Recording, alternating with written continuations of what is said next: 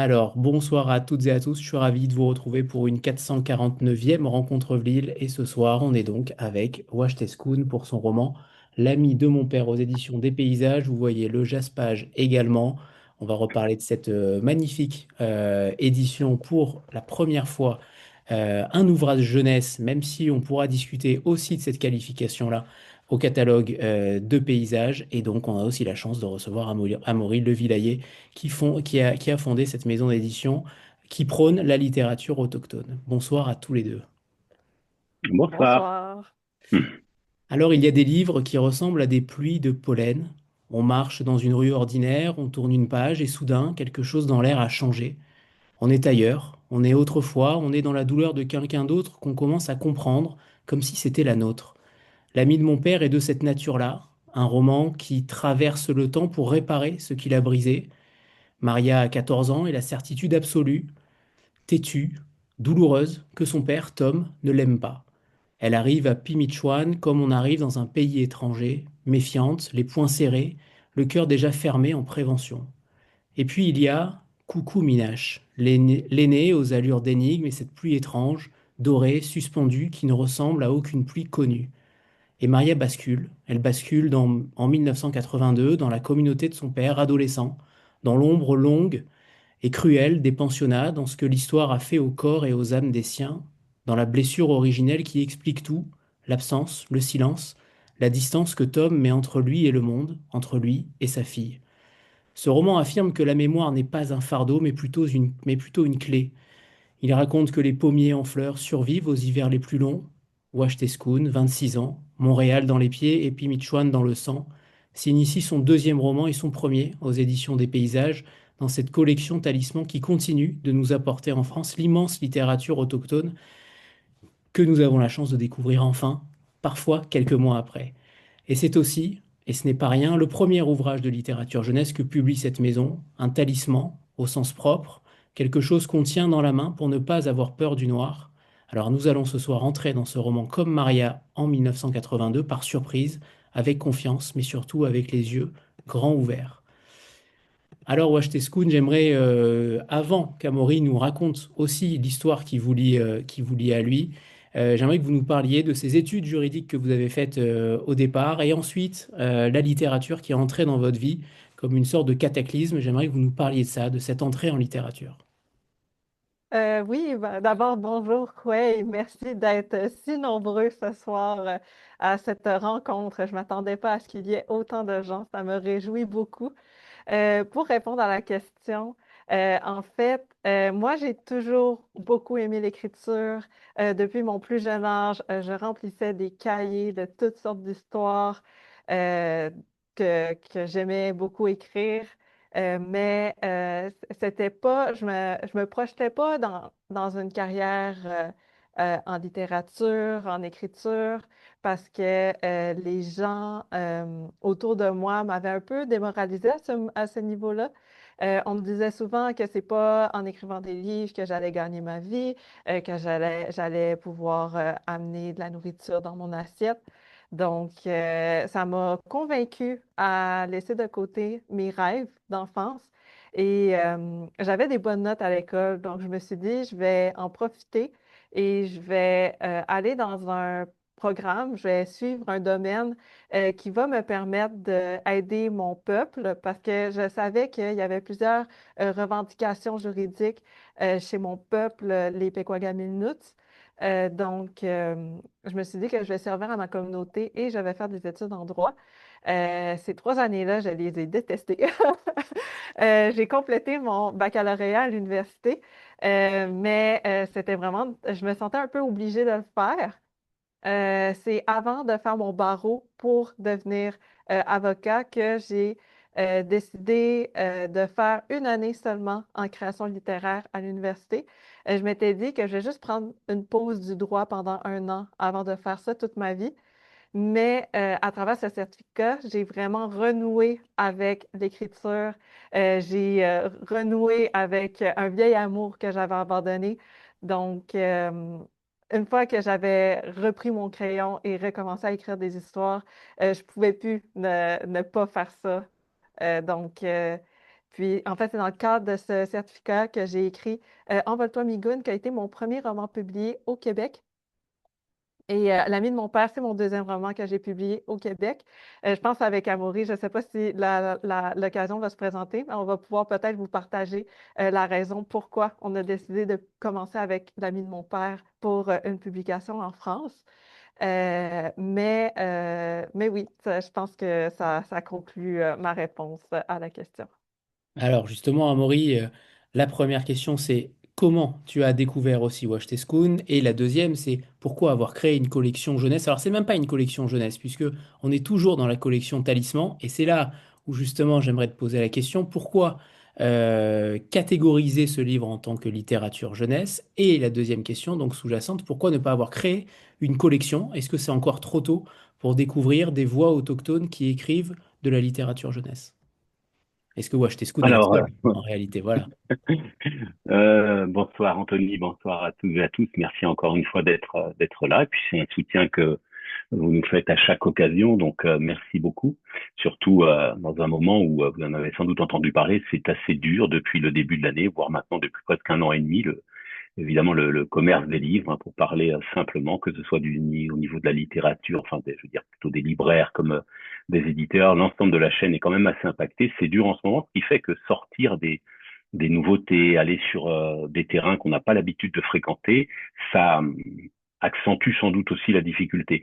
Mais en fait, ça faisait déjà assez longtemps qu'on avait envie de proposer des textes. Là encore, dit jeunesse, mais justement, je crois que c'est aussi l'un du problème, on en reparlera. Mais en tout cas, effectivement, lorsqu'on était notamment en festival ou lorsque je présente les textes de cette collection aux représentantes d'Harmonia Mundi, maintenant c'est mon diffuseur-distributeur, à chaque fois j'avais la question, et à quand des textes en jeunesse? Parce qu'effectivement, ça répond très souvent à des attentes. Alors peut-être plus, on va dire, des prescripteurs, prescriptrices, qui soient libraires, bibliothécaires et surtout parents, que nécessairement du public qu'on vise. Parce que je suis pas sûr que les jeunes puissent arriver en librairie en disant je veux l'ami de mon père. Ça va plutôt être en réalité des libraires qui nous connaissent, qui ont confiance dans ce qu'on fait, qui vont éventuellement pouvoir proposer à ce public ou en tous les cas aux parents, aux prescripteurs, quels qu'ils soient, ce type de texte-là. Mais c'est vrai qu'en festival également, quand on proposait nos textes, on avait toujours cette demande venant peut-être des parents, des grands-parents, qu'est-ce qu'on pourrait lire? Alors, certains textes de la collection s'y prêtaient déjà, et puis, pour faire simple, on en lisait quand même pas mal qui sortaient, en français comme en anglais, et on n'était pas nécessairement convaincu parce que c'est aussi toujours l'histoire d'une rencontre avec un texte, avec l'auteur, mais avant tout, c'est est-ce qu'on est emballé par une histoire? Est-ce qu'on embarque, comme on dit évidemment au Québec, est-ce qu'on embarque là-dedans? Et là, pour le coup, quand a été faite la proposition par les éditions Anénorac, avec qui je travaille depuis maintenant assez longtemps, la maison d'édition autochtone à Wendake, vous savez, près de Québec. C'est Marie-Lou qui m'a proposé ce texte-là et je l'ai lu. J'ai dans la foulée pris l'autre texte, Envole-toi Micoud. J'ai lu et je me suis dit, bah, en fait, c'est vraiment le moment. J'ai trouvé enfin ce que j'attendais pour pouvoir lancer cette série, cette collection, en tout cas ce type de texte étiqueté jeunesse, effectivement, parce que tout simplement, j'ai trouvé le texte magnifique. Moi, faut dire que je lisais un petit peu de littérature jeunesse, mais c'est surtout mon épouse, Laure, qui m'aide évidemment au quotidien, qui, elle, était une grande lectrice de littérature jeunesse. Et elle, comme moi, on a été tout de suite convaincus par ce texte-là, qui pouvait s'adresser aussi bien, effectivement, à un public plus jeune. Alors, je fixerai pas non plus de limite d'âge, c'est à partir de 11, 12, 13 ans, je sais pas bien, sans aucune limite, bien sûr. Et vous remarquerez que sur les couvertures, j'ai surtout pas indiqué d'âge, parce qu'on sait de plus en plus aujourd'hui que bah, ces textes sont très fluides, perméables. On peut passer de l'un à l'autre, passer d'un livre dit adulte à un livre dit jeunesse. Donc voilà. Et en tous les cas, c'était en fait le bon texte. C'était la bonne personne, tout simplement. Et à un moment donné, en plus, on s'est mis en contact. Je pense qu'il y a tout de suite quelque chose, ça a accroché tout de suite. Weshespoon avait envie aussi de se lancer dans cette aventure parce que c'en est une. Il y a une grande souplesse aussi dans les relations et on a été porté aussi par l'édition Anénora qui nous ont fait confiance. Donc, en fait, c'est quelque chose qui venait d'assez loin. Il a fallu le bon moment, tout simplement. C'était la bonne personne au bon moment. C'est un petit peu, j'ai envie de dire, c'est aussi simple que ça. Et par rapport à cette catégorie ou cet étiquetage, effectivement, littérature jeunesse, moi, je voulais que ça reste comme la poésie dans la collection Palisman, sans faire de différence à ce niveau-là. Mais évidemment, là, c'est un petit peu peut-être des obligations liées à ce fameux segment qu'est la jeunesse. Je voulais quand même qu'on puisse se distinguer, ne serait-ce qu'au niveau, pas du format, c'est le même, mais au niveau, bien sûr, de la première de couverture, du cahier de couverture qui sortent un peu de ce qu'on fait habituellement. Et aussi parce que Olivier n'est pas là ce soir, rarement il participe à ce genre de choses, parfois il écoute ou il les re-regarde en podcast, Olivier Mazoué, celui qui fait habituellement les dessins, les illustrations. Et il a beaucoup plus de mal à aller vers un public un peu plus jeune.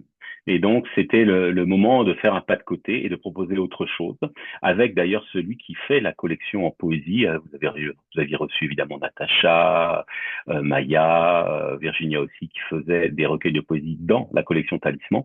Donc, c'est vraiment l'idée d'une unité entre tous ces textes, peu importe en fait le public auquel je m'adresse. Mais pour céder aux lois du marché, j'ai voulu me différencier aussi avec une couverture un petit peu spéciale. Alors, Wesh Teskoun l'a choisi un peu avec moi aussi. On a travaillé sur les aurores boréales, mais je crois que c'est aussi en lien avec son nom. Il y a des choses comme ça, mais c'était l'idée qu'on peut décliner les aurores boréales à l'infini, puisque c'est l'ensemble du spectre des couleurs. Donc, on pourra comme ça varier avec un motif central qui lui aussi changera. Là, c'est un pommetier. Et voilà, mais sinon, on va garder ça et cette idée de jazz page, bien sûr, parce qu'on trouvait ça tout simplement joli, à la mode ou pas. J'avoue là encore que c'est quelque chose, voilà, que moi j'ai trouvé tout simplement joli pour faire un bel objet. On va essayer encore d'améliorer ça au niveau, pour ceux qui aiment le papier, eh bien, on va aller vers le papier ivoire. C'était ma commande, mais l'imprimeur s'est trompé, ça arrive. Donc voilà, on a encore des choses à faire pour améliorer ça. Et pour la rapidement et terminer là-dessus, la réception en librairie est effectivement plutôt bonne et encore une fois, c'est assez étonnant, mais ce sont surtout des adultes en fait qui lisent ce texte-là. Pour l'instant, de ce qu'on m'a dit, des retours que j'ai, et d'ailleurs qui sont convaincus, certains me demandant même, mais en fait, c'est jeunesse ou pas? Et effectivement, j'ai jamais indiqué que c'était jeunesse. Et voilà, ça fait partie des choses sur lesquelles on s'était aussi posé des questions sur le ciblage. Et force est de constater qu'il vaut mieux rester très très large sur cette littérature. Donc voilà, c'était la bonne personne au bon moment, avec le bon texte, évidemment. Très bien. Alors justement, Washteskoun, sur votre nom, c'est votre nom de plume aussi. J'ai vu que vous aviez un nom beaucoup plus long en principe. Alors vous allez me raconter cette histoire sûrement aussi, mais je sais que vous avez aussi grandi jusqu'à vos 12 ans dans une communauté. Comment ça s'est passé ce départ-là? Parce que ça fait aussi partie de votre histoire, ça fait aussi partie du texte en grande partie. J'aimerais que vous nous racontiez ça. Qu'est-ce qui a déclenché ça et quel est votre rapport à la communauté Innu également? Et on parlera de la langue Innu tout à l'heure, qui est un sujet à part entière, clairement. Oui, en fait, en effet, vous avez très bien fait vos recherches. J'ai grandi toute ma jeunesse à Machewiyat, ma communauté, jusqu'à 12 ans. Ensuite, j'ai déménagé à Chicoutimi, qui est une ville à une certaine distance. C'est pas très loin, mais c'est pas très proche non plus de Machewiyat. On reste dans la même région, mais c'est assez éloigné pour que ce soit vraiment deux univers complètement différents. En fait, Est-ce que, même, oui, je peux me permettre juste de t'interrompre par rapport à Mashteuiatch, c'est pour ceux qui connaissent, et tout le monde connaît ici, en fait, puisque c'est la communauté, la permanence de Michel. ouais. Donc, voilà, de Michel Jean. Donc, voilà, Oui. je reviens à ça. Je te laisse. Oui, merci pour la précision. Donc oui, j'ai grandi à Machewiyat jusqu'à 12 ans avant de déménager à Chicoutimi. Ça m'a quand même fait un choc comme transition parce que toute ma vie, j'avais évolué dans un même environnement dans lequel j'étais en présence de personnes qui étaient comme moi, qui avaient le même héritage culturel, qui avaient la même identité comme Pequagamilnu. Je dis Pequagamilnu parce que c'est le titre qu'on se donne, nous, les Inuits de Machewiyat. Mais mais en fait, là, j'ai sorti de cet environnement-là qui me ressemblait, dans lequel tout le monde me reconnaissait, dans lequel j'étais très bien intégrée, à un environnement complètement différent. Et je me suis retrouvée dans un milieu très homogène. Beaucoup de jeunes, surtout à mon école, qui était une école privée, des jeunes qui se ressemblaient beaucoup l'un l'autre, euh, qui étaient tous originaires de la région du Saguenay, où était située Chicoutimi. C'était une école privée, donc tous un peu d'un milieu aisé. Donc, je me suis retrouvée tout à coup, moi, seule dans ma différence comparée à cette population-là. Donc, ça a impacté mon intégration, ça a impacté la façon dont les gens me percevaient, mais ça m'a pris du temps avant de réaliser que c'était pour ça. Parce que moi, comment je vivais comme dans mon adolescence, je voyais que les gens me traitaient différemment, mais je ne comprenais pas pourquoi. Je n'avais pas compris que mon héritage culturel, mon identité comme Pequagaminu avait un tel impact dans la vision des gens. C'est vraiment en vieillissant, en discutant avec les gens autour de moi, que j'ai réalisé à quel point les gens avaient une opinion sur moi qui était vraiment influencée par mon origine. Donc, euh, donc, en fait, c'est ce qui a inspiré l'écriture de mon premier roman, Envole-toi Migoune, dans lequel justement je m'intéresse à ce thème-là parce que oui, j'ai vécu ça personnellement, moi, mais en vieillissant, j'ai rencontré plein d'autres gens autour de moi, des membres des Premières Nations qui ont grandi eux aussi dans leur communauté, qui ont dû déménager en ville souvent pour poursuivre leur étude. Parce que au Québec, il y a encore des communautés autochtones qui n'offrent pas tout l'ensemble de l'éducation sur la communauté. Souvent, les jeunes, ils doivent quitter la communauté pour terminer leurs études. L'expérience que j'ai vécue, moi, est très courante chez plusieurs jeunes au Québec, mais quand on le vit personnellement, nous, on a l'impression d'être seul là-dedans. On a l'impression que c'est nous le problème. Et je tenais à écrire quelque chose pour communiquer aux jeunes qui le vivent en ce moment, que c'est normal ces questionnements qu'on se pose, la souffrance aussi qu'on vit à travers cette épreuve-là. Donc, ce sentiment-là m'a vraiment guidée à travers l'écriture de mon premier roman. Puis, ça m'a ouvert ensuite la porte sur le monde de la littérature au Québec. Et en fait, aussi, une chose que je n'ai pas mentionnée, c'est que en littérature autochtone québécoise, je pense encore aujourd'hui, ben, à l'époque, en fait, avant que je commence à écrire mes romans, il n'y avait aucun livre adressé pour les adolescents autochtones. On avait des livres jeunesse plus à l'enfance, on avait du 8 à 10 ans plus, mais on n'avait rien vraiment ici pour les 14 ans et plus, les 12 ans et plus. Donc, je ressentais aussi le besoin de combler ce vide-là qui avait été laissé dans la littérature autochtone québécoise. Puis maintenant, je suis rendue à 2 romans. J'ai un recueil de poésie aussi que j'ai publié dans les derniers mois. Je pense que je fais un bon travail pour remplir ce vide. Mais j'attends quand même qu'il y ait d'autres voix, d'autres auteurs, d'autres autrices qui viennent apporter leurs propres œuvres, leurs propres voix pour combler à leur tour, m'aider à combler ce vide-là, en fait. J'ai lu quelque chose qui m'a interpellé sur vous, Htescun, c'est que vous avez été habité apparemment par une sorte de désir de tout rejeter, de gommer votre propre autochtonie. Et ça, c'est intéressant parce que c'est plutôt, je ne sais pas si c'est rare ou pas, mais en tout cas, vouloir se fondre dans une majorité en gommant sa propre identité, c'est quand même un cheminement intéressant. Est-ce que ce cheminement, il est allé jusqu'au bout, jusqu'où il est allé finalement? C'est allé au point où je me considérais même plus comme Inou. Je savais que j'avais un héritage autochtone, mais je voyais à quel point ça me nuisait dans mon intégration, dans mon nouveau milieu de vie, justement. Donc, euh, donc, en fait, je voulais tellement appartenir au nouveau groupe dans lequel je faisais face dans mon nouvel environnement chez Koutimi, que je devais absolument tout rejeter, tout ce qui me rendait, tout ce qui causait ma différence. Donc, euh, donc, c'est allé jusqu'à complètement renier ma propre personne. C'est allé euh, jusqu'à pas juste ignorer le fait que j'étais autochtone, ne pas en parler du tout, malgré que j'ai des traits qui sont très inuits. Donc, les gens savaient que j'avais des origines autres, mais je ne cherchais pas à guider leur réflexion, je ne cherchais pas à répondre à leurs questions. je préférais éviter le sujet.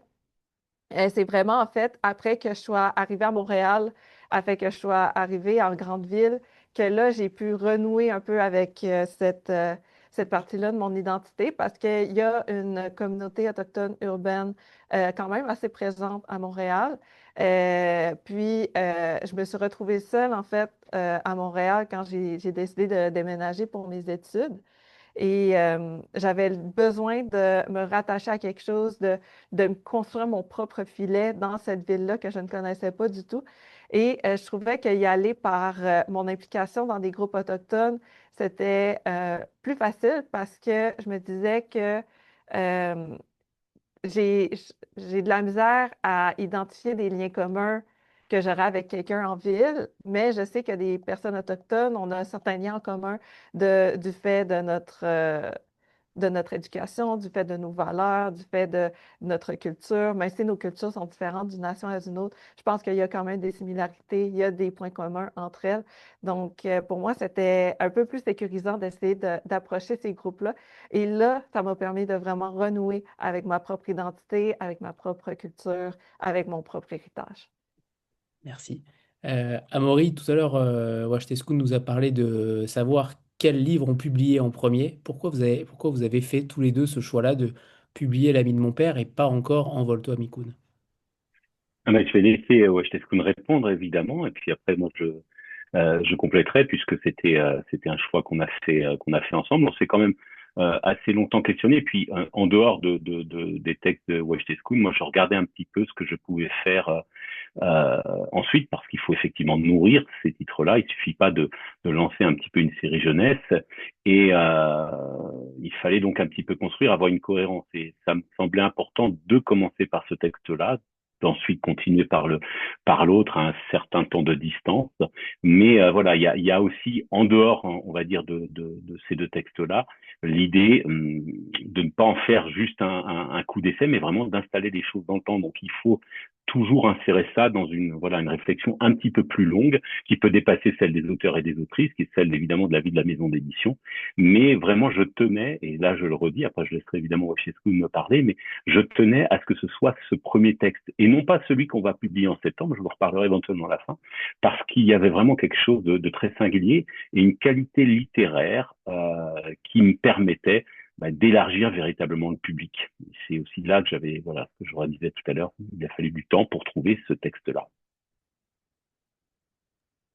Alors, je ne sais pas si Washtescun veut rajouter quelque chose. Oui, en fait, c'est Amaury qui m'a proposé l'idée de pas nécessairement suivre l'ordre dans lequel mes textes étaient parus au Québec. Donc, comme je l'ai mentionné plus tôt, Envole-toi Migoune, ça a été mon premier livre que j'ai écrit dans le cadre de mes études en littérature à l'université. Et ensuite, j'ai écrit L'ami de mon père par la suite. Je trouvais que c'était intéressant de commencer par l'ami de mon père parce que je trouve vraiment que on a vraiment une vision assez globale de mon style d'écriture puis de mon identité comme auteur. En fait, je trouve, parce que Envole-toi Migoune, on est vraiment dans un genre particulier, on est beaucoup dans un style plus introspectif, on est moins sur une trame narrative. Et je trouvais que c'est un genre que j'aime beaucoup, mais c'est un genre que j'aime moins. Puis en fait, Envole-toi Migoune, j'ai fait aussi dans le cadre de mes études. Donc, il y avait quand même certains critères. Donc, oui, c'est du moi, mais c'est du pas. J'ai eu l'impression que c'est pas du moi pur non plus. Donc, je voulais vraiment m'introduire en France avec un titre qui est vraiment du moi pur, c'est vraiment du Washtescun, l'ami de mon père. C'est vraiment le genre d'histoire que j'aime écrire dans la vie de tous les jours. Je trouvais que, en fait aussi, Envole-toi Migoune, c'est adressé à un public un peu plus restreint. Donc, Envole-toi Migoune, c'est un public plus 14-15 ans et plus. Donc, je me disais peut-être commencer avec l'ami de mon père qui s'adresse à un public plus 12 ans et plus. Ça va permettre à des jeunes de s'introduire à moi. Puis, en attendant qu'Envole-toi Migoune sorte, ben, ils vont peut-être avoir le temps d'un peu vieillir. Et après ça, ils vont pouvoir euh, lire Envole-toi Migoun. Je trouve qu'il y a quand même une suite dans les thèmes abordés également, parce que Envole-toi Migoun, on est plus dans des thèmes spécifiques à l'adolescence. On le classe au Québec comme un livre jeune adulte. L'ami de mon père, on est plus dans, je pense que vous êtes plusieurs à l'avoir lu, on est une relation père-fille, on est dans une intrigue aussi qui se passe à l'intérieur d'une communauté.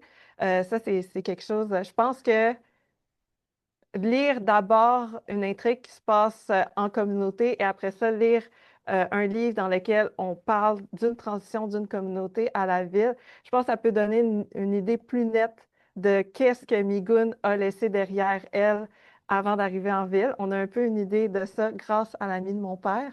Donc, j'ai considéré tous ces éléments-là, puis ça a vraiment motivé ma décision à commencer par l'ami de mon père. Alors, on va justement rentrer dans ce texte-là. Il commence par une certitude. Son père, le père de Maria, la déteste. C'est une phrase qui n'est jamais formulée ainsi ou de manière très rare dans certains romans. Là, en principe, on l'atténue, on l'habille. Là, vous la posez nue directement d'entrée de jeu. Pourquoi vous avez choisi je vais dire entre guillemets, cette brutalité de départ? Est-ce que l'adolescence vous paraît être aussi le seul âge où l'on pense encore les choses avec cette clarté extrêmement tranchante, extrêmement vive, sans jamais tomber dans un nuage de fumée presque politique? Là, pour le coup, l'adolescence, c'est clairement un âge où on dit tout sans aucun filtre. Oui, exactement. En fait, je trouve que l'adolescence, c'est une période très égocentrique. On a de la misère à voir au-delà de nos propres émotions, surtout qu'à à l'adolescence, on vit les émotions de manière tellement forte. On a l'impression que c'est juste ça qui existe. Je pense qu'à l'adolescence aussi, on a moins la faculté de nuancer les choses. Peut-être que plus tard, si l'intrigue s'était passée plus tard, dans la vie de Maria, elle aurait pu plus réfléchir euh, aux raisons derrière la haine de son père envers sa propre personne. Mais je trouvais qu'à 14 ans, c'était une bonne manière de situer l'histoire parce que justement, Maria est en plein dans le cœur de cette égocentricité de l'adolescence. Puis, en fait, pour répondre à l'autre partie de la question, je me suis toujours intéressée aux relations de père-enfant, surtout chez les communautés autochtones, parce que j'ai vraiment cette image-là qui m'a habité toute ma vie, du père un peu non disponible émotionnellement, aussi physiquement. Personnellement, moi, dans ma vie, mon père essayait de nous partager à sa de nous communiquer à sa manière son affection, mais je dirais que j'avais de la difficulté à la capter en raison de son absence, en raison de son caractère très fermé. Donc, c'est vraiment quelque chose que j'ai observé dans ma propre famille, mais que j'ai découvert avec le temps, qui était quand même généralisé dans plusieurs familles autochtones. Puis ça m'a amené à me questionner sur qu'est-ce qui causait une telle caractéristique chez les papas autochtones. Et c'est là que j'ai essayé de creuser un peu. Et c'est à ce moment-là aussi, on parlait de plus en plus des traumatismes intergénérationnels, donc des blessures qui avaient été causées chez les victimes des pensionnats qui ont été transmises de génération en génération. Et ça m'a fait réaliser que moi-même, je porte une blessure et moi-même, j'en ai souffert, mais j'ai jamais compris la raison derrière, j'ai jamais compris l'origine de cette blessure-là. Donc, c'est en lisant, en m'intéressant plus à des documentaires sur le sujet que là, j'ai un peu mieux compris ma propre blessure et surtout la blessure de mes parents et de une des raisons pour laquelle c'est tellement difficile de percer le mystère de mes parents. Donc, l'ami de mon père, c'est en fait le personnage du père, Tom, n'est pas du tout inspiré de mon propre père. C'est vraiment deux personnes complètement différentes. Mais ça reste, en fait, j'ai vraiment puisé sur mes propres sentiments, mes propres questionnements pour écrire l'ami de mon père. Et c'est comme ça un peu que j'ai été guidée dans ma réflexion au début du processus d'écriture. Alors, vous avez prononcé un mot intéressant, vous avez dit le mot papa. Sauf que ce papa-là, il n'existe aucunement dans ce texte-là. On voit le mot maman qui est dit quelques fois, pas le mot papa, on est toujours sur le mot père quand on est plutôt sympathique. Sinon, c'est Tom. Sinon, c'est Tom Basile. C'est un personnage extrêmement difficile à construire parce qu'on le voit d'abord à travers les yeux de sa fille, qu'il croit hostile. Ensuite, on le découvre adolescent en 1982, extrêmement vulnérable, traversé par une histoire qui l'a clairement abîmé. Ma question étant, pourquoi avoir fait ce choix d'avoir, pas invisibilisé, mais en tout cas ne pas avoir donné de nom à ce père-là précisément, et comment vous avez tenu ces deux tomes dans deux temporalités différentes, le père perçu d'un côté, le garçon réel de l'autre, sans que l'un annule l'autre. Oui, super intéressant comme question. En fait, je voulais vraiment. En fait, ma réponse est vraiment. La réponse est la même pour les deux sous-questions. C'est vraiment pour souligner la distance. En fait, pourquoi Maria ne désigne pas son père comme papa?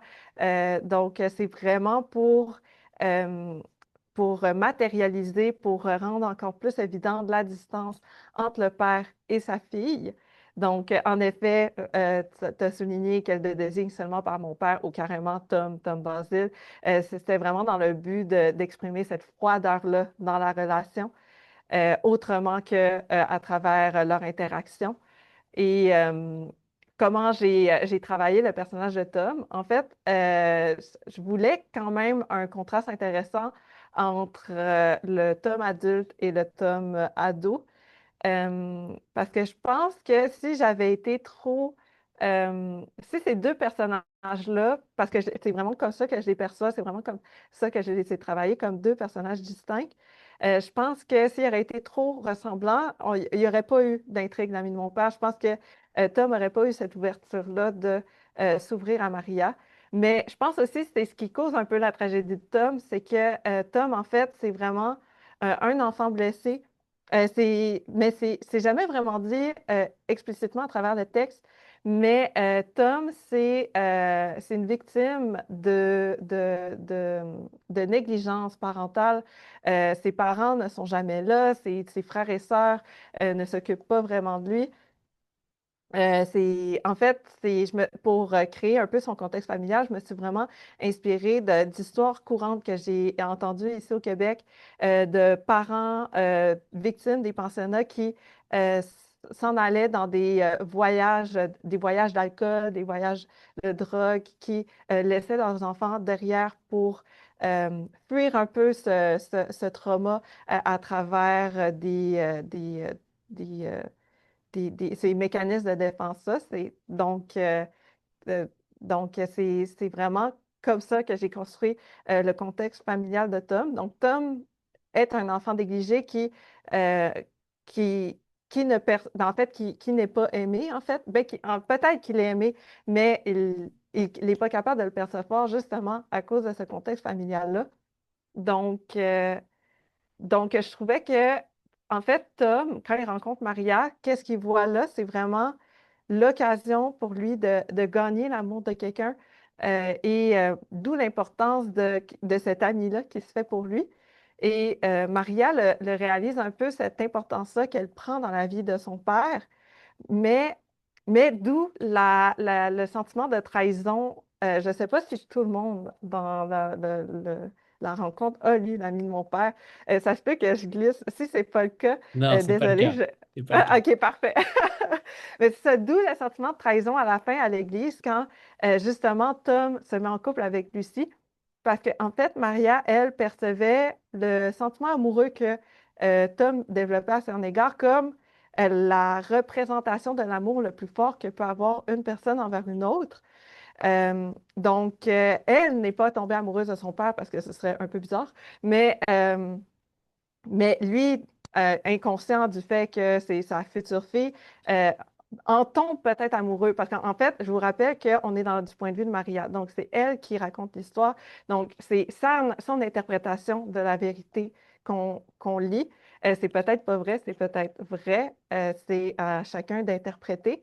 Mais ce que Maria, elle, perçoit de Tom, c'est qu'il commence à développer des sentiments amoureux à son égard, mais Tom est tellement assoiffé d'amour qu'il absorbe un peu l'attention et l'amour, là, il peut la chercher. Et quand Lucie commence à avoir une attention envers lui, là, il voit un peu l'amour dont il manque à cette place-là et tout de suite, il l'éponge, il absorbe cet amour-là, ce qui crée un sentiment de trahison envers Maria à la fin du récit. Donc, je pense que je me suis un peu éloignée de la question avec tout ça, mais je trouvais que c'est vraiment de cette façon-là que je voulais développer le personnage de Tom et c'est aussi, ça m'a aussi permis de mener la courbe narrative du personnage de Maria.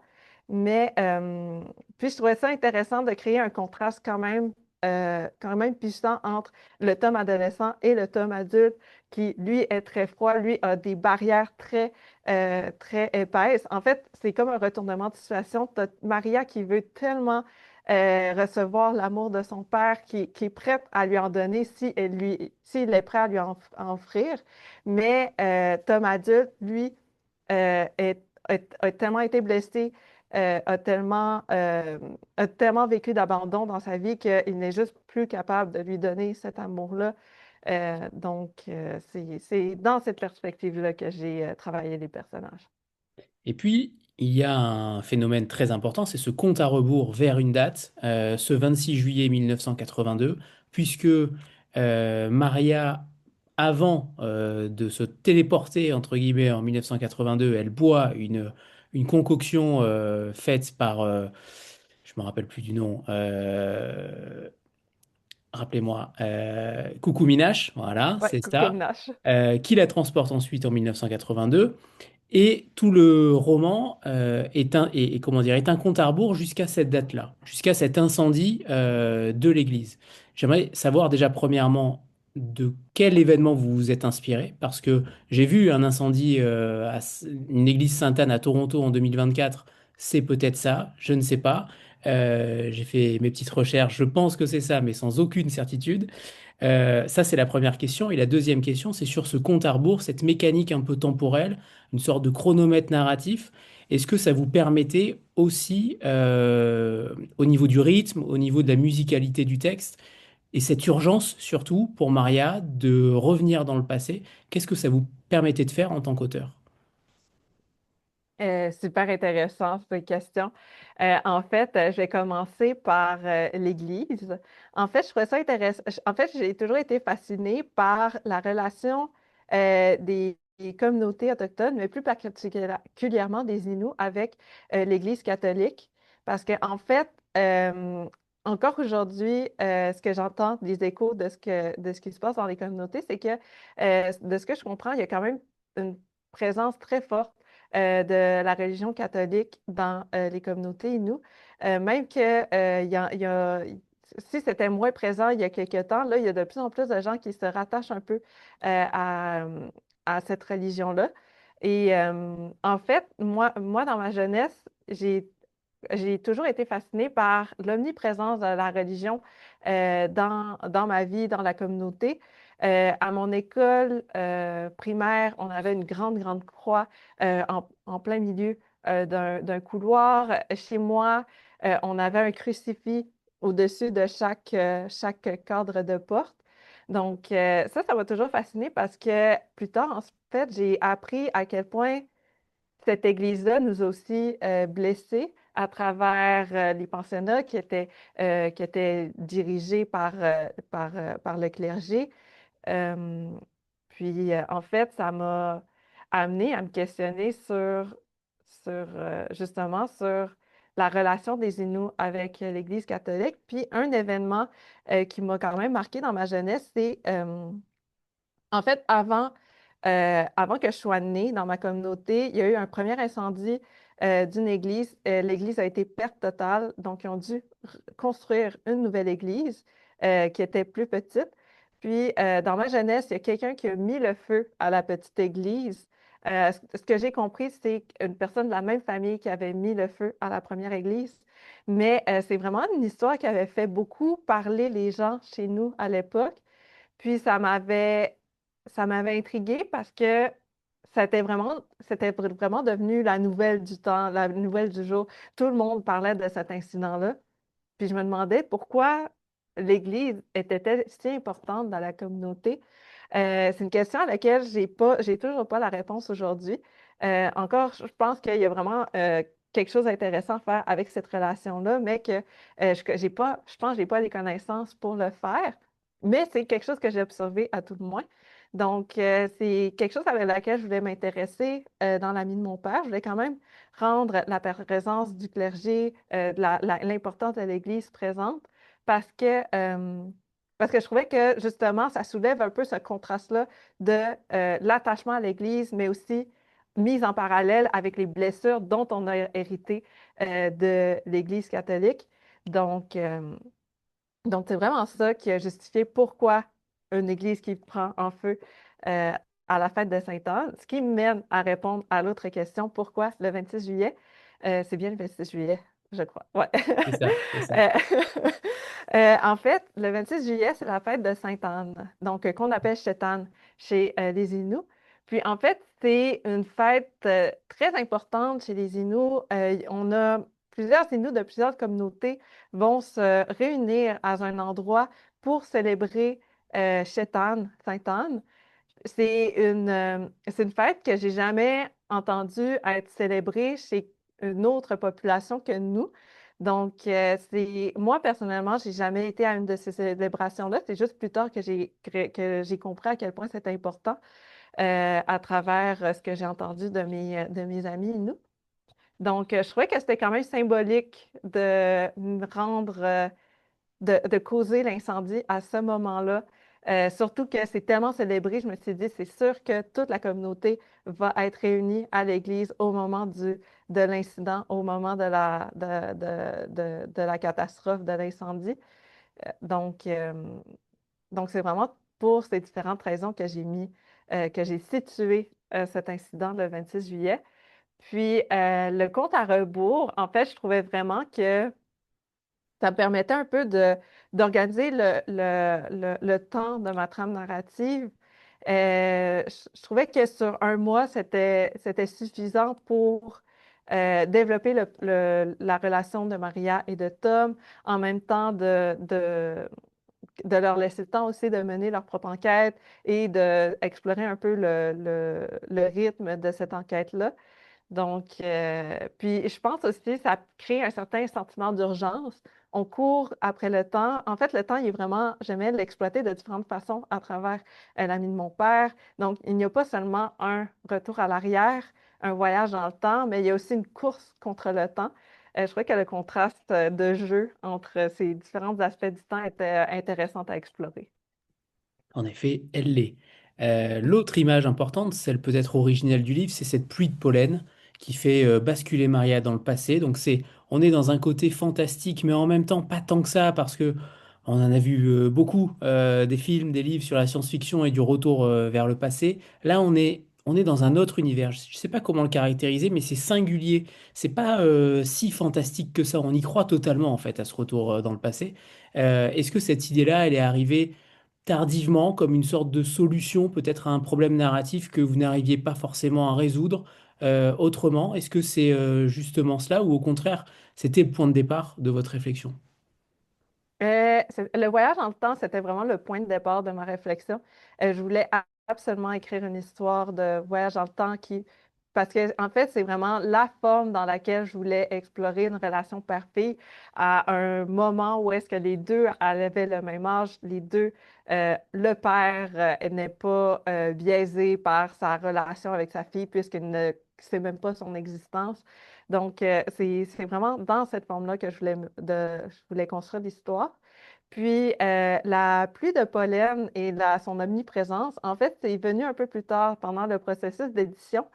Euh, Parce que le personnage de Cucumnash, au départ, était seulement très présente au début du récit. Et ensuite, on suivait plus Maria dans son voyage en temps. Mais mon éditrice était tellement intriguée par le personnage de Cucumnash qu'elle voulait la voir plus présente. Donc, c'est vraiment, on a trouvé la solution à travers la pluie de pollen. Parce que le pollen était déjà symbolique dans le récit. Il était quand même déjà présent, mais on y a on lui a donné un autre symbole à sa présence. On a décidé que ça allait être carrément Kukumnash, une, euh, une manifestation de Kukumnash, justement. Et la pluie de pollen, en fait, je me suis vraiment inspirée des visites dans les communautés que j'ai faites dans les dernières années. Souvent, je visitais des communautés pendant l'été.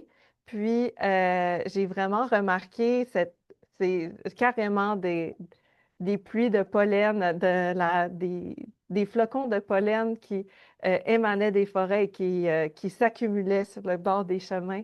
Je trouvais ça vraiment beau, en fait, comme image. Puis, ça me rappelait aussi ma jeunesse à l'époque où j'en voyais flotter dans la communauté à Machewiyat également.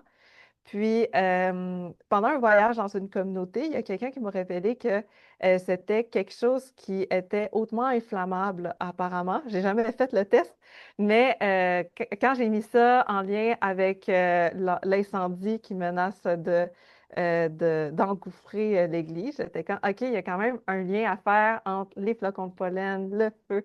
Donc, tout ça était relié ensemble. Donc, je trouve vraiment que c'est intéressant comme symbole à exploiter. Ok. Alors justement, tout à l'heure, j'ai dit que j'allais revenir sur cette question de la langue, puisque Maria, elle a 14 ans, elle ne parle pas Aïnou. C'est une blessure qui court finalement sur toute la surface du roman en filigrane, souvent sans être nommée directement. Et vous avez dit vous-même, il me semble, avoir ressenti ce manque de la langue, ne pas être tout à fait Inou tant que vous n'aviez pas retrouvé cette langue-là. Est-ce que Maria, finalement, c'est une façon de mettre cette douleur un petit peu à l'extérieur de vous pour mieux la voir? Oui, ben absolument. En fait, je trouvais que c'était intéressant à voir, à explorer cette question-là parce que, en fait, moi, personnellement, je ne parle pas ma langue, mais j'ai mon père qui la parle puis qui a fait des efforts pour nous l'enseigner quand on était jeune, mais ça n'a pas resté malheureusement. À Machewiyat, c'est vraiment un enjeu de protection de la langue. C'est une langue, le Nelwéun, le l'Innu, la langue Innu particulière à Mashtouyat. C'est une langue qui disparaît de plus en plus. Mais en même temps, il y a quand même un effort de revitalisation. Il y a des cours qui se donnent à l'extérieur de la communauté, à l'intérieur de la communauté par différents aînés. Donc, malheureusement, moi, je n'ai pas le temps de suivre ces cours-là, mais c'est vraiment une intention que j'ai de me réapproprier ma langue parce que c'est vraiment ça, c'est pas apprendre, c'est réapproprier, selon moi. Euh, Puis, c'est vraiment quelque chose qui m'habite, ce manque-là, cet élément-là qui me manque à ma culture. En fait, je pense que j'ai beau me parler, les gens ont beau me dire le contraire, mais je pense que je ne serai jamais totalement Pequagamilnou si je n'apprends pas le Nelwewun. Donc, Maria, elle, a moins ce besoin-là de se réapproprier cette partie-là de son identité. Maria, elle a grandi toute sa vie à Québec. Elle a une mère québécoise, même qu'elle a une très mauvaise relation avec son père Inou. Donc, vraiment, je pense que Maria, elle, ne se considère pas comme Inou. Elle n'a pas cette urgence-là de se connecter avec cette partie-là de son identité. Mais ça reste une perche entre elle et son père. Elle a observé que son frère parlait l'inou, que son père a montré à son frère la langue inou. Elle a vraiment, en fait, ce lien-là que les deux ont, ben, c'est ça, la langue personnifie ce lien-là, matérialise ce lien-là entre le père et son frère. Donc, c'est quelque chose qui manque à la relation entre Maria et son père. Donc, ça creuse encore plus le gouffre entre Maria et son père. Donc, pour moi, donc, toutes les manières que je pouvais créer de la distance entre Maria et Tom, je les ai vraiment exploitées à leur plein potentiel, justement pour donner une bonne idée du gouffre entre ces deux personnages. Merci. Alors, c'est le moment de nous lire un premier extrait. Washteskun, c'est à vous. Et pendant ce temps, je vais prendre une photo de groupe. Voilà. Préparez-vous. C'est maintenant. Et parfait. C'est à vous, Washteskun.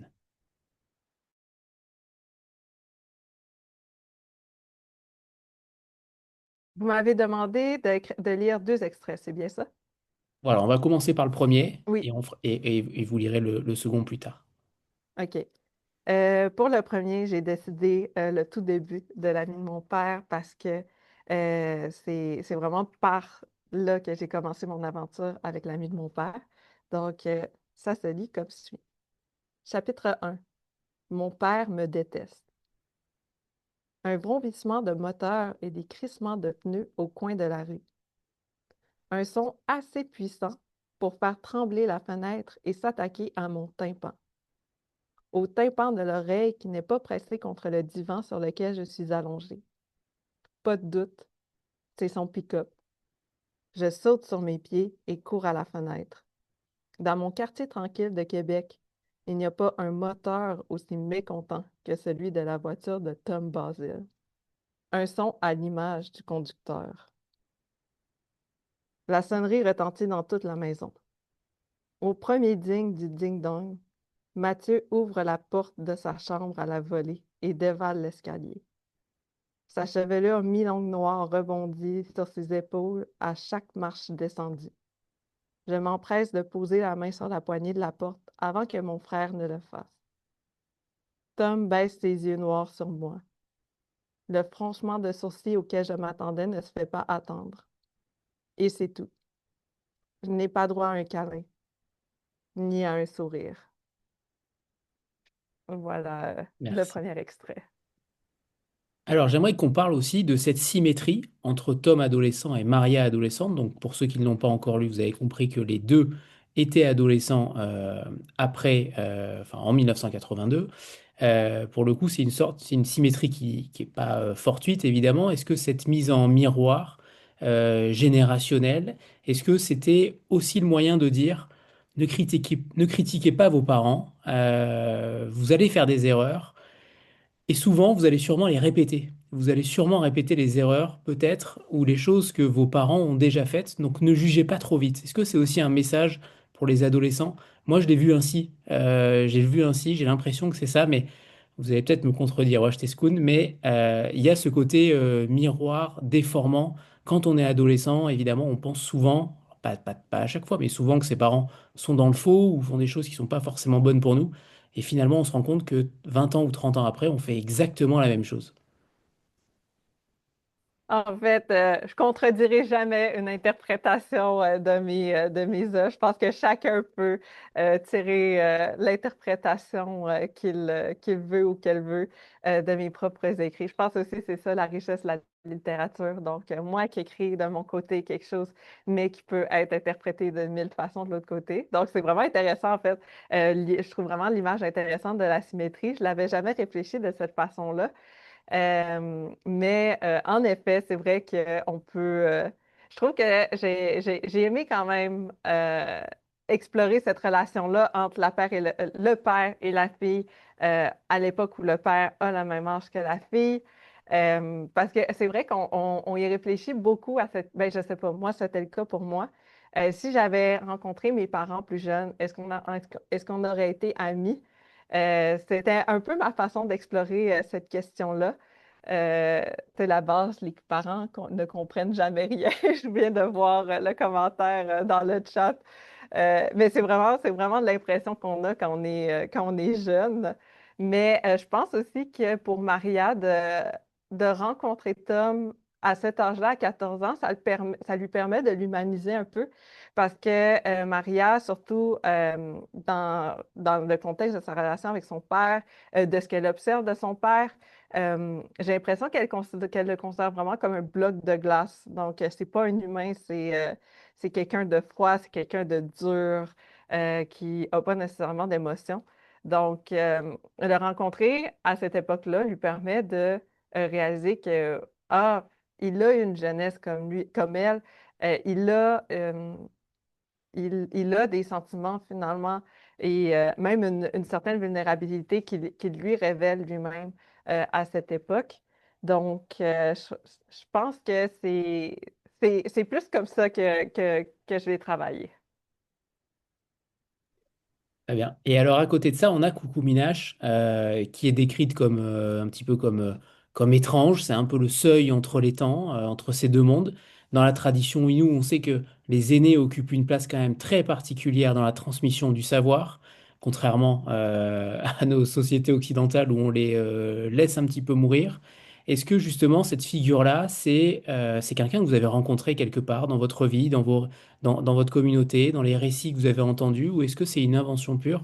Parce qu'elle est aussi, on l'aime cette mamie en fait. On a envie même d'en savoir plus. Moi, j'ai été même frustré de ne pas connaître son histoire. Voilà. Et elle pourrait peut-être faire l'état d'un livre à elle seule. Je ne sais pas. Mais en tout cas, j'aimerais que vous nous parliez d'elle. Ah, c'est drôle parce que mon éditrice m'a fait exactement le même commentaire, qu'elle voulait en savoir plus, que c'est vraiment un personnage que je pourrais exploiter à nouveau dans un autre récit. C'est quelque chose à laquelle je réfléchis. Je dis pas que c'est exactement ça que je vais faire, mais ça veut pas, ce conseil-là, ces mots-là ont fait leur petit bout de chemin dans ma tête. Mais pour répondre à la question, en fait, le personnage de Coucou Nash, je le trouvais très intéressant puis, en fait, c'est quelque chose qui a changé pendant le processus d'édition qui est moins présent dans la nouvelle version. Mais dans la version passée, j'avais vraiment une intention de briser un peu les attentes. Je dis attentes, mais j'ai l'impression que ce n'est pas le mot exact. Euh, un peu dans briser un peu euh, des des perceptions qu'on avait de nous. Par exemple, à travers le personnage de Maria, je voulais vraiment me libérer, détruire un peu cette image-là que les jeunes sont l'espoir, c'est eux qui vont corriger l'avenir. Je voulais, à travers le personnage de Maria, mon intention initiale, c'était vraiment de la libérer de cette pression-là en détruisant cette attente-là. Finalement, ça l'a changé dans les modifications qu'on a faites au niveau de l'édition.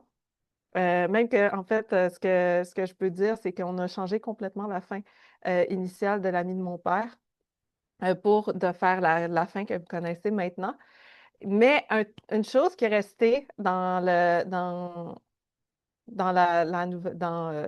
version définitive de l'ami de mon père, c'est vraiment le personnage de Coucou-Minage parce qu'en fait, j'ai beaucoup de respect pour les aînés, puis je suis vraiment d'avis qu'ils ont une place importante parmi nos communautés, mais il y a quelque chose qui m'agaçait un peu dans cette idéalisation de ces personnes-là qui demeurent des êtres humains, qui demeurent des personnes de défaut, qui peuvent, qui ont droit à l'erreur également. Donc, c'est un peu ce que je voulais communiquer à travers le personnage de Kukumnash. Donc, en fait, ce qu'on apprend à la fin du récit, c'est que Kukumnash se sert de Maria. Elle révèle elle-même que N'en Maria, dites c'est pas un trop, peu... n'en dites pas trop, Washteskoun. Ah, OK. N'en dites pas trop. OK. Elle est en effet moins noble que ce qu'on pourrait le penser. Oui, exactement. Puis c'est vraiment ça que je voulais montrer. C'est un peu briser cette image-là de l'aîné qui est le guide parfait.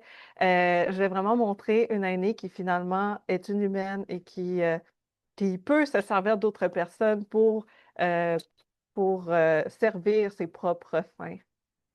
Très bien. Et puis dans la cosmogonie Innu, il y a une relation au temps qui est différente peut-être de la conception occidentale linéaire. Il y a une relation où j'ai l'impression, après tous les auteurs qu'on a pu recevoir aussi ici, autochtones, il y a une relation entre le passé et le présent qui sont pas séparés de manière aussi étanche. On a l'impression que c'est quand même euh, très fin, très subtil comment dire, comme rupture, alors que chez nous, en effet, la rupture, elle est clairement nette. Il y a quand même moins de place à l'onirisme et moins de place au fantastique, moins de place au merveilleux. Est-ce que ce voyage-là, temporel de Maria, c'est d'une certaine manière, c'est de rendre perceptible quelque chose qui appartient à votre vision du monde? Je dirais que je me suis davantage basée sur ma propre vision et ce que j'avais l'intention de communiquer comme auteur plutôt que quelque chose plus lié à ma propre culture. Parce que avec mon départ à un jeune âge, avec avec la distance que j'ai pris par rapport à ma propre culture. Il y a vraiment des concepts comme ça que je suis pas vraiment à l'aise avec lesquels je suis pas vraiment à l'aise de jouer encore, parce que je pense qu'il me manque beaucoup de choses, surtout au niveau de ma spiritualité. Je sais que ma spiritualité est présente quelque part à l'intérieur de moi, mais en ce moment, j'ai l'impression que je n'ai pas les outils pour l'explorer. Et je sais qu'il y a un certain héritage spirituel, un certain héritage culturel dont j'ai hérité, mais je n'ai pas encore eu l'occasion d'explorer tout ça. Donc, pour la relation temps, la façon que j'ai écrit le temps dans La vie de mon père, j'y suis vraiment allée selon mes perceptions à moi. Puis, je trouvais que pour le but du récit, c'était intéressant d'explorer. Ah oui, c'est ça, il faut que je me retienne de trop en révéler. Mais je, en fait, j'aime un peu comparer la trame narrative de l'ami de mon père avec le deuil. Donc, on peut pas, on peut pas corriger le passé, on peut pas on peut pas retravailler, on peut pas changer les choses par le passé. Donc, tout ce qu'on peut faire, c'est regarder vers l'avenir, puis faire de son mieux par la suite, tout en traînant ce bagage du passé avec nous. Euh, donc, euh, donc, c'est vraiment un peu comme ça que j'ai travaillé le temps, sans trop en révéler. Et alors, étant donné que le retour vers le passé n'existe pas, qu'est-ce que vous conseilleriez à Maria avec ce père-là, avec Tom? Qu'est-ce que vous lui conseilleriez de faire? Parce que je me suis posé la Ouh. question de la solution finalement. Qu'est-ce qu'on conseille de faire à un adolescent, à une adolescente avec laquelle la relation paternelle est totalement arrêtée? C'est-à-dire que quand vous allez lire le récit, pendant longtemps, vous allez voir une relation qui est au-delà de dysfonctionnelle. C'est une relation, il n'y a pas de relation en fait. C'est une absence de relation. Vous avez dit tout à l'heure relation, mais finalement, est-ce qu'on peut appeler ça relation? Je suis même pas sûr. Et c'est vrai que c'est violent, cette absence-là, elle est violente, elle est brutale, elle est terrible. Et en même temps, on n'a pas l'impression que ça la dérange plus que ça pendant un certain moment. Évidemment, à un moment donné, ça craque, mais c'est une sorte de toile de fond qui est tellement ancrée, innée, que elle s'installe insidieusement un peu dans leur relation. Mais ma question, c'est ça. Quel conseil vous donneriez à Maria? Est-ce qu'il y a une solution? C'est quelque chose qui me suit peur, surtout que je m'intéresse à la littérature jeunesse. Je pense que c'est quelque chose que je préfère éviter parce que je pense que la jeunesse, c'est ça, c'est se retrouver face à des problèmes, se retrouver face à des questionnements, mais ne pas nécessairement découvrir la solution ou la réponse tout de suite. Je pense que cette vision-là, je la trouve quand même libératrice on n'a pas la presse de trouver la bonne solution, on n'a pas la presse de, de trouver la bonne réponse. On a encore toute la vie pour explorer ces questions-là. Donc, c'est vraiment dans cet état d'esprit-là que j'écris mes œuvres, particulièrement pour la jeunesse. Mais à Maria, en fait, je crois que c'est Junior à la fin du récit qui lui dit ça, de, euh, de juste essayer, maintenant que tu connais cette histoire-là, peut-être que ça va changer les choses, peut-être pas, mais je pense que tu en comprends déjà plus que tu comprenais déjà au départ. Donc, c'est déjà une avancée en soi. Euh, comme j'ai dit plus tôt, Maria, elle considérait son, euh, son père par le passé comme un non-humain, mais cette aventure dans le passé lui permet de l'humaniser. Mais je pense que c'est plus facile de tisser un lien avec un humain qu'un bloc de glace. Donc, je pense que Maria, à ce niveau-là, est sur une bonne voie. Euh, je me suis jamais amusée à imaginer parce qu'en fait, c'est ça, Maria est chez son père pendant 2 mois. Ce premier mois-là, elle le passe dans le passé. À quoi ressemblerait ce 2 mois? Ce deuxième mois, ce mois d'août, avant de retourner chez sa mère? Euh, c'est une bonne question que j'aimerais beaucoup, à laquelle je me suis jamais arrêtée pour penser. Mais la question se pose, mais je suis sûre quand même que ce serait beaucoup mieux. Ce deuxième mois-là, ça passerait beaucoup mieux que le premier mois. Parce qu'il y aurait la compréhension. On a l'impression que comprendre l'autre, c'est déjà commencer à réparer, commencer à pardonner. Exactement. Est-ce que votre écriture, elle a évolué après Envol-toi Migoun? Est-ce que, on sait que vous nous avez raconté un petit peu cette histoire, que c'est un journal intime avec une voix intérieure plutôt très proche. Comment votre écriture, elle évolue de livre en livre? Et deuxième question sous-jacente, si Envol-toi Migoun est publié aux éditions des Paysages, mais ça m'a l'air quand même bien parti, voilà. Est-ce que vous allez retravailler le texte ou pas? Est-ce que ça va être, s'il y a eu une évolution, hein, évidemment, dans votre écriture, mais est-ce qu'on a envie continuellement, en tant qu'auteur, de retravailler son texte pour le rendre, entre guillemets, à date d'aujourd'hui, pour l'auteur qu'on est aujourd'hui? Ah, c'est une excellente question.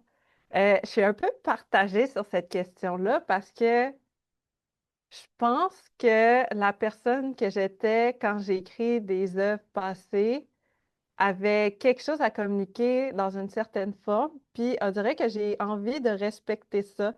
Malgré que je dois avouer qu'aujourd'hui, j'ai un peu de difficulté à relire Envol-toi Migoun parce que justement, mon écriture a évolué depuis. Mais j'aime quand même reconnaître la personne que j'étais à l'époque quand j'ai écrit Envol-toi Migoun. Mais pour la réédition en France, c'est quelque chose que certainement je vais discuter avec Amaury. Peut-être que je pourrais révéler une autre voix à la France dans à travers des éditions des paysages. Mais je sais pas, honnêtement. Très bien. Je peux Amaury, juste te dire, oui, je voudrais juste te dire, dire une chose, et là, c'est, on va dire, à la fois un peu plus trivial, mais c'est aussi la réalité du métier. Lorsqu'on rachète les droits d'un texte, bah, évidemment, il y a un contrat, et d'une façon générale, ce contrat stipule qu'on achète une œuvre intégrale. On n'a pas à la retoucher en réalité. Il y a même parfois certains éditeurs qui nous autorisent à retoucher jusqu'à 3, 5%. Alors c'est toujours assez drôle parce qu'on ne sait pas exactement de quoi il s'agit.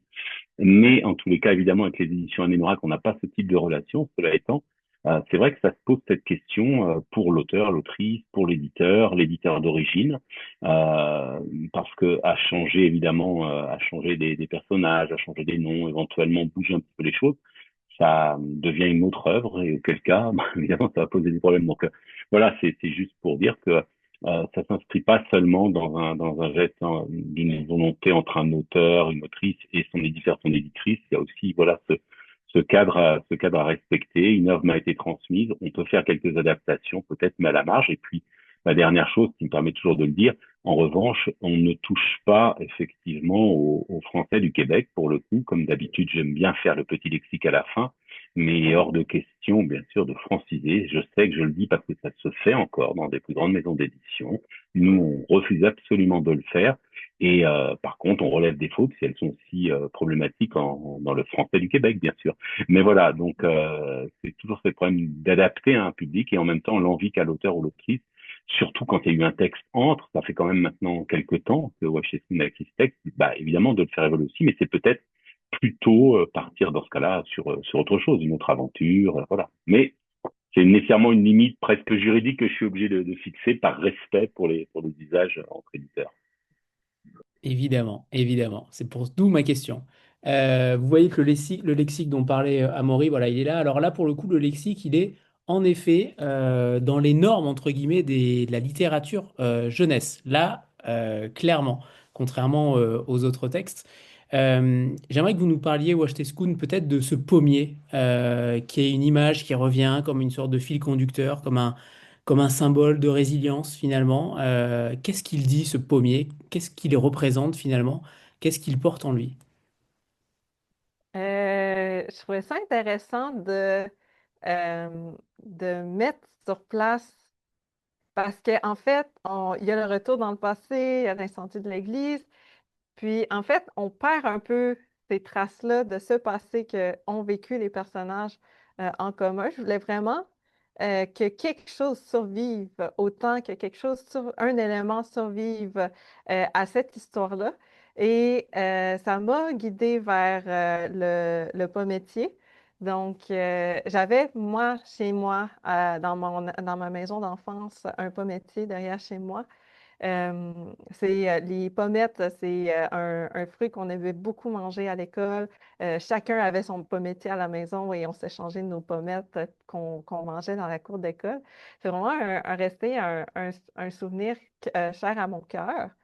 Puis, je voulais quelque chose je pense que c'est le pommettier, c'est un peu la preuve de l'affection qu'a ressenti Tom envers Maria. Donc, c'est quelque chose qui se perd au courant de l'histoire, mais j'aimais que ce, ce- ce- j'aimais que ce pommier qui a survécu le passage du temps dans la cour arrière de la maison euh, survive un peu de la même manière en fait, en preuve que Tom ait déjà aimé Maria, ce qui est quelque chose qui est très difficile à prouver dans le temps présent, dans le récit. Et je- aussi, j'aime aussi que ça soit le moyen de Tom de tisser le lien entre les deux Maria qu'il a connues. Parce que en fait, je ne sais plus si je le dis dans le récit ou si c'est plus suggéré, mais au chapitre 2, quand il roule vers la communauté, euh, Tom offre un panier de pommettes à Maria. C'est un peu sa façon de... Parce qu'en fait, lui, ça fait des années qu'il ne voit pas Maria avant d'aller la chercher à Québec pour l'amener avec lui à Pimitsouane. Puis, il se retrouve face à une jeune fille qui a marqué sa jeunesse et qui se trouve être sa fille. Donc, euh, donc déjà, il y a un petit doute qui s'installe dans son esprit. Donc, et c'est un peu sa façon aussi de confirmer que cette personne-là est la même personne que j'ai connue dans mon passé. C'est un peu ça qu'il dit, je crois, à la fin du récit. J'avais des doutes, mais te voir là, devant moi, ça me prouve ce que je pensais déjà. Donc, c'est ça. En fait, c'est vraiment le symbole qui relie le passé et le présent. Et j'aimerais que vous nous parliez peut-être du titre. Ça rejoint la question d'avant que j'avais posée, puisque l'ami de mon père, on pourrait penser à une belle-mère, on pourrait penser à une relation extra-conjugale potentiellement du père. Ça n'a rien à voir.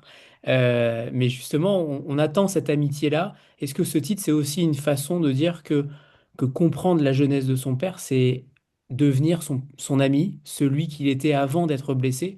Et est-ce que moi j'adorerais en fait qu'un adolescent vienne vous voir et vous dise, j'ai lu ce livre, j'ai essayé de comprendre quel père il était dans les années 80 et en effet ça marche. Je ne sais pas si ça vous est arrivé depuis, ça fait 2 ans que le livre est sorti là-bas au Québec. Vous animez aussi des ateliers d'écriture avec des jeunes, donc est-ce que il y a ce lien-là? Est-ce que vous avez eu des retours? Est-ce que je ne vais pas dire que c'est une solution miracle, mais en tout cas, ça permet sûrement aussi d'appréhender une relation paternelle de manière vraiment différente et singulière à travers la littérature. Mhm. En fait, c'est drôle parce que ça m'arrive d'aller dans des festivals, à des salons du livre, puis les gens posent les yeux sur mon livre, puis tout de suite, ils ont un doute, ils ont comme, c'est qui l'ami de mon père? Parce que justement, ils pensent à relation extra-conjugale, une petite histoire crunchy.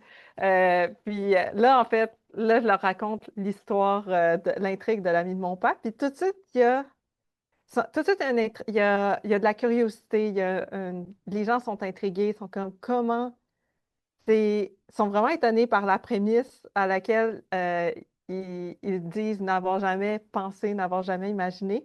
Puis ils partent ensuite avec le livre pour découvrir cette histoire. Je trouve ça, en fait, le titre, c'est vraiment la première chose que j'ai trouvée de ce récit. Avant même d'écrire les premières lettres, les premières phrases, les premiers mots de l'ami de mon père, j'avais écrit l'ami de mon père en titre. au sommet de mon cahier parce que j'avais commencé à écrire l'ami de mon père au crayon dans un parc. Donc, je trouvais que je pense que c'est intéressant comme titre parce que l'ami de mon père désigne Maria, notre protagoniste, mais en relation avec son père et ça suggère une relation qui est très éloignée de la relation actuelle qu'on découvre au début du récit. Donc, je trouvais qu'il y avait quand même plusieurs épaisseurs juste avec le titre qui représente bien, je crois, le récit. Donc, puis je pense que cette amitié-là qui se développe dans le passé, c'est c'est un peu le lien qu'on essaie de tisser entre ces deux personnages-là, que je pense qu'on veut tellement, on veut tellement que ces deux personnages-là se connectent d'une façon ou d'une autre. Donc, le titre est un peu le premier nœud, c'est ça, le premier nœud qu'on tisse dans la couture de ce lien. Alors, c'est le moment des questions récurrentes que je pose à chaque auteur et autrice qui viennent ici. La première, c'est de choisir un livre ou un auteur ou une autrice méconnue qui vous a forgé ou que vous aimeriez remettre en avant ce soir. Qui avez-vous choisi, Wesh Skoun? Je ne sais pas si cet auteur est connu ou non en France. Je n'ai pas vérifié s'il avait été édité en France, mais un auteur que j'admire beaucoup, beaucoup, c'est Joshua Whitehead, qui est, euh, je crois que c'est un auteur Anishinaabe du Canada anglais, mais son ouvrage Johnny Appleseed a été traduit au Québec et c'est un ouvrage qui m'a vraiment bouleversée. Ça raconte l'histoire d'un jeune homme tout-spirit, bispirituel, qui est travailleur du sexe également, mais qui doit retourner dans sa communauté pour soutenir sa famille à travers des funérailles. Donc, c'est très lourd comme lecture, c'est très difficile, mais je pense, Joshua Whitehead a, oui, exactement.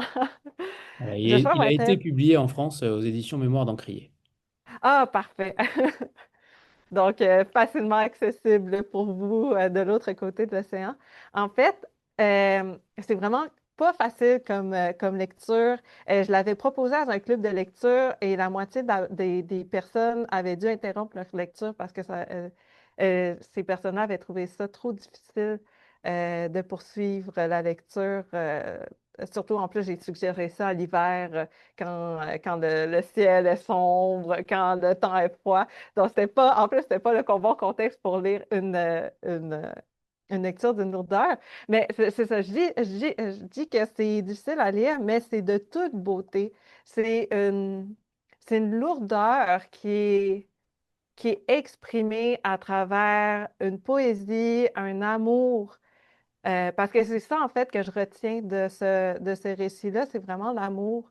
Puis, ce que Joshua Whitehead dit, c'est que l'amour comme autochtone, c'est souffrir. Puis, ça m'a comme ouvert la porte sur une sensibilité que je me découvrais moi-même. Donc, c'est vraiment ça que je voulais partager aujourd'hui. Très bien. La deuxième question, c'est celle si vous pouviez échanger votre place avec un personnage de fiction pendant une journée, qui choisiriez-vous et changeriez-vous sa destinée? Euh, je dois avouer que j'ai essayé de réfléchir à un personnage bien connu que tout le monde reconnaîtrait, mais j'ai quand même des centres d'intérêt quand même un peu niche.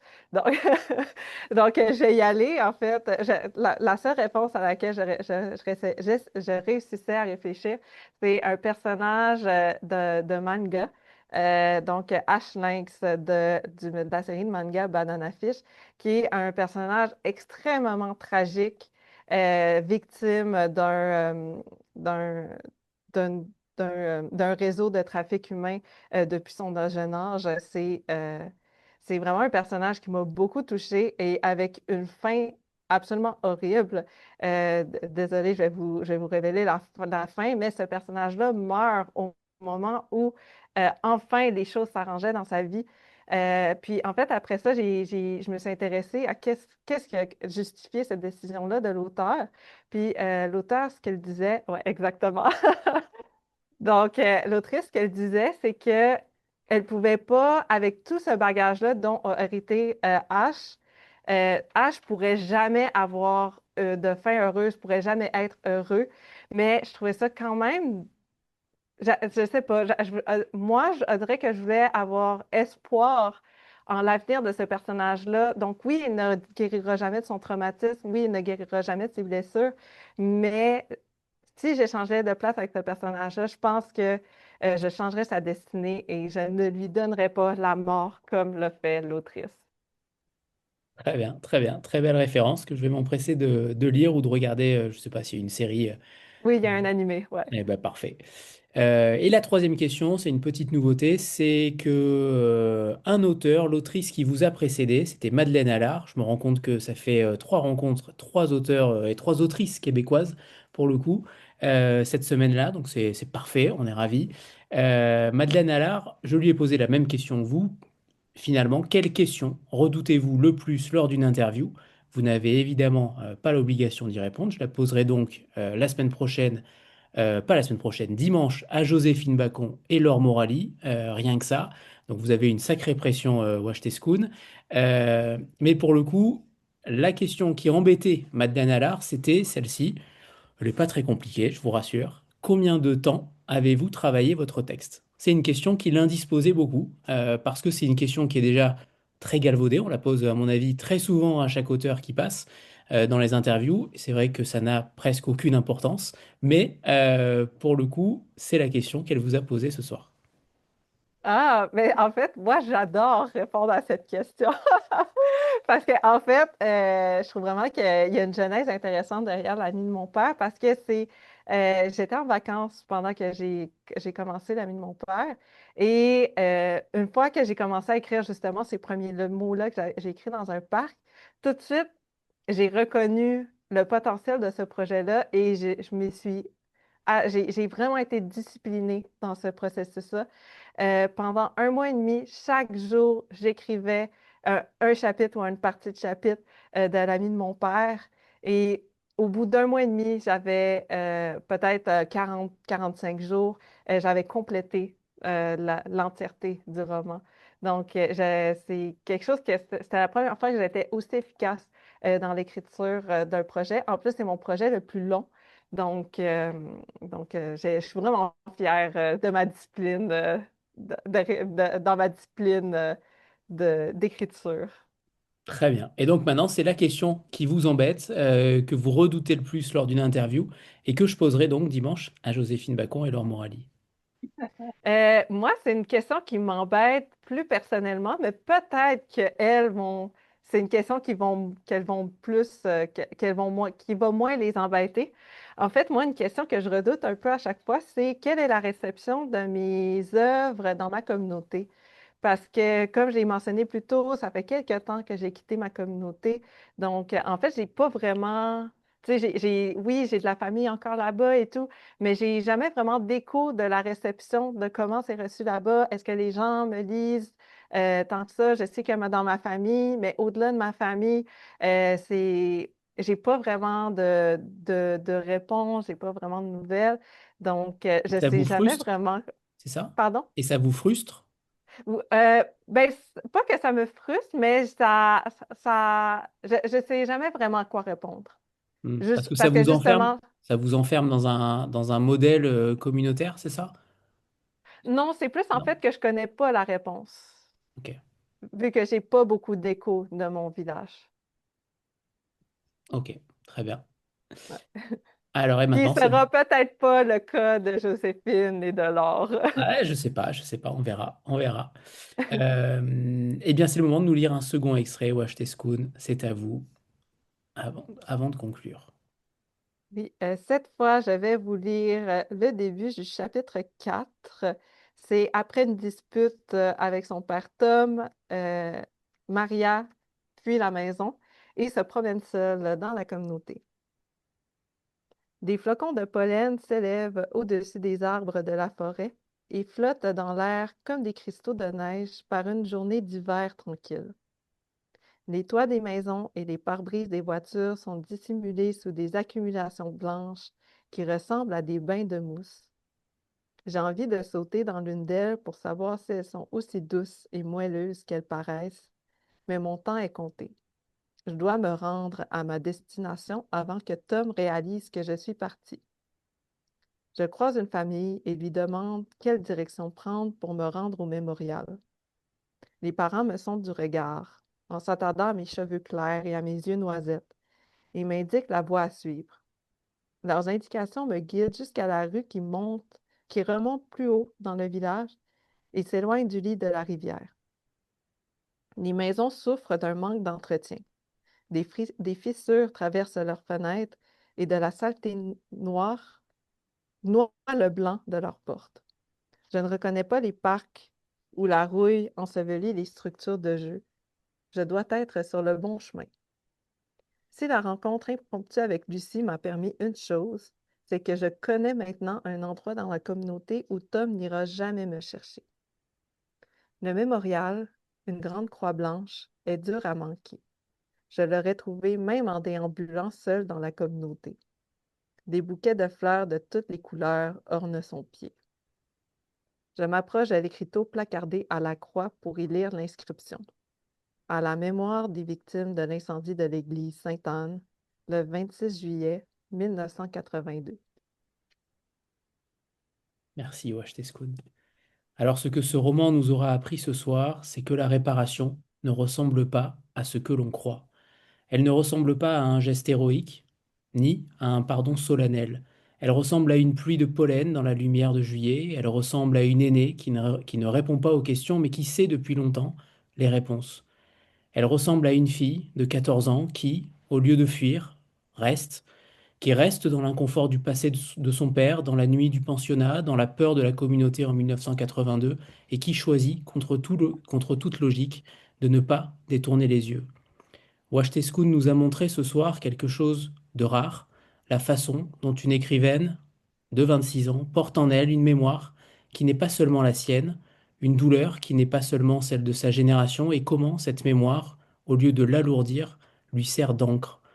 Il y a dans l'ami de mon père une confiance absolue faite au lecteur adolescent, et pas que, la confiance qu'il peut tenir la complexité, qu'il peut recevoir la vérité historique sans être protégé d'elle, qu'il est capable de comprendre que les adultes qui l'entourent portent des blessures qui les ont précédés et qui ne les définissent jamais entièrement. Et puis les éditions des Paysages, en publiant ce premier roman jeunesse, ont dit quelque chose d'important sur ce que la littérature autochtone peut faire en France aussi, non pas comme exotisme, non pas comme curiosité, mais comme voie nécessaire, comme talisman au sens propre du terme, quelque chose qu'on garde sur soi parce que le monde, sans lui, fait un peu plus peur. Maria rentrera chez elle avec quelque chose qu'elle n'avait pas en arrivant, pas la certitude d'être aimée, elle l'avait peut-être déjà, quelque part, enfouie sous la méfiance, mais la capacité de voir son père autrement, de le voir comme un garçon qui a survécu à quelque chose d'immense et qui malgré tout est encore là. Et c'est peut-être ça, finalement, la définition de la résilience dans ce récit, être encore là, comme le pommier après l'hiver, comme la languinou dans la bouche de ceux qui la portent, sans savoir qu'ils la portent, comme les histoires qui traversent les générations et qui finissent toujours, d'une façon ou d'une autre, par trouver quelqu'un pour les entendre. Merci, Ouachtetskoun, merci, Amaury, ce roman, L'ami de mon père aux éditions des Paysages. Merci à tous les deux. Merci à vous. Merci. Oui, merci beaucoup à tout le monde d'avoir été présent. Et je l'ai peut-être mal vendu, mais j'espère que vous allez également vous intéresser. Envole-toi, Migoun, j'en ai beaucoup parlé. euh, puis je sais que j'ai dit que c'était mon premier roman, parfois j'avais de la difficulté à le relire, mais je pense que c'est quand même un livre très important qui aborde des thèmes importants et très différents aussi de l'ami de mon père. Donc, j'espère vraiment que vous allez vous intéresser. Et pour ceux qui n'ont pas écrit encore lu l'ami de mon père, j'espère que vous allez apprécier votre lecture et merci beaucoup pour votre présence et merci Anthony pour les questions. C'était super de discuter ensemble. Merci à vous. Et donc, ça sortira en septembre, le prochain, c'est ça? Alors oui, il y aura un prochain titre jeunesse en septembre, mais bon, pour ce qui est de Wash School, c'est en 2026, ce sera évidemment en 2027, en Migoun. Et en septembre, on poursuit cette aventure dans le secteur jeunesse avec un titre qui n'aura pas grand-chose à voir au niveau des thématiques et autres, et même de l'écriture. Ça nous vient de Wab Kinew, qui est aujourd'hui le Premier ministre autochtone du Manitoba. Chose que je n'ai pas le droit a priori de dire, mais à la limite on est assez loin, donc peu importe, parce qu'il ne va pas s'en servir pour promouvoir sa carrière d'écrivain. Mais voilà, on est sur quelque chose de complètement différent, qui permet également, à mon avis, de questionner pas mal de choses au niveau justement d'une identité, d'une communauté, et puis la transition entre l'enfance et l'adulte. Voilà, on verra ça en septembre.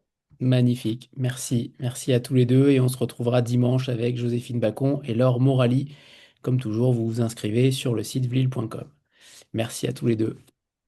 Très belle rencontre. Très belle soirée à tous.